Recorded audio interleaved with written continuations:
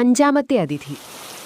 Fort കൊച്ചിയിലെ പഴയ ഒരു ഹെറിറ്റേജ് ബംഗ്ലാവായ കഥയിലെ വീക്കിൽ മഴ അതിൻ്റെ പ്രതാപം കൊണ്ട് ജനാലകളെ ഇളക്കിക്കൊണ്ടിരുന്നു.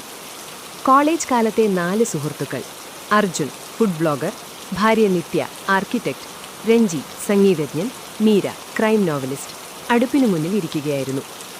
പണ്ടത്തെ വീടിൻ്റെ ഉടമയായ മത്തായി ഒരു വിചിത്രമായ മുന്നറിയിപ്പ് നൽകിയിരുന്നു.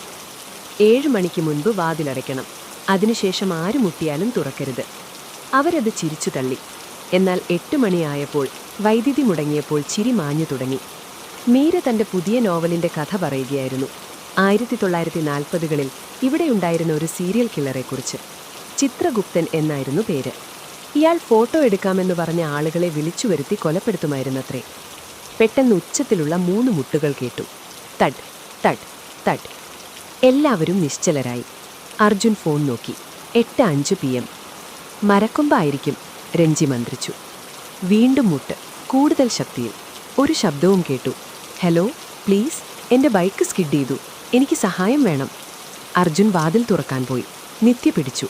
മത്തായി പറഞ്ഞില്ലേ, അയാൾക്ക് വേദനിക്കുന്നുണ്ടാകും. അർജുൻ പറഞ്ഞ് വാതിൽ തുറന്നു. നനഞ്ഞൊലിച്ച ഒരാൾ നിന്നു. 35-40 വയസ്സ്, ചെറിയ താടി. ചിരിയുണ്ടായിരുന്നെങ്കിലും ആ ചിരി കണ്ണുകളിലെത്തിയില്ല. കയ്യിലൊരു പഴയ ലെതർ ബാഗ്. താങ്ക്സ്, അയാൾ പറഞ്ഞു. അനുവാദം പോലും ചോദിക്കാതെ അകത്തേക്ക് കയറി. ഞാൻ സാഗർ. റോഡ് മുഴുവൻ വെള്ളമായി. 1 കിലോമീറ്റർ അപ്പുറത്ത് ബൈക്ക് നിന്നു. മഴ കുറയുന്നതുവരെ ഇരിക്കട്ടെ. വൈമനസ്യത്തോടെ അവർ സമ്മതിച്ചു. സാഗർ അടുപ്പിനരികിലിരുന്നു. ഞാനൊരു ഹിസ്റ്റോറിയനാണ്, അയാൾ പറഞ്ഞു. ബാഗിൽ നിന്നൊരു പഴയ ക്യാമറ എടുത്തു. പഴയ ഫോട്ടോകൾ ശേഖരിക്കുന്നു. അയാൾ കുറച്ച് ഗ്ലാസ് പ്ലേറ്റ് നെഗറ്റീവുകൾ കാണിച്ചു. അതിലൊന്നിൽ 5 പേരുണ്ടായിരുന്നു. 4 പുരുഷന്മാരും 1 സ്ത്രീയും. ഒരു വലിയ വീടിൻ്റെ മുൻപിൽ. അവർ രൂക്ഷമായി നിൽക്കുന്നു. മീരക്ക് ആ വീട് പരിചിതമായി തോന്നി. ഇത് ഈ വീടല്ലേ? അതെ, സാഗർ പറഞ്ഞു, ശബ്ദം താഴ്ത്തി.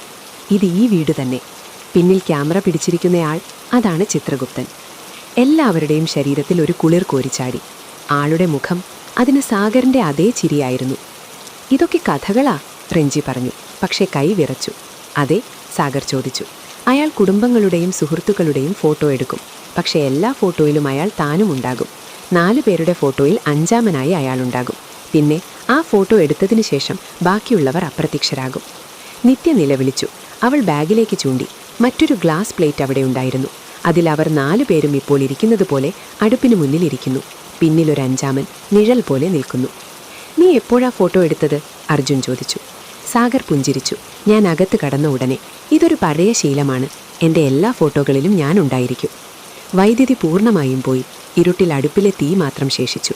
ഒരു മെഴുകുതിരി കത്തിച്ചപ്പോൾ സാഗർ അപ്രത്യക്ഷനായിരുന്നു. പക്ഷേ മേശപ്പുറത്ത് 4 ഫോട്ടോകളുണ്ടായിരുന്നു.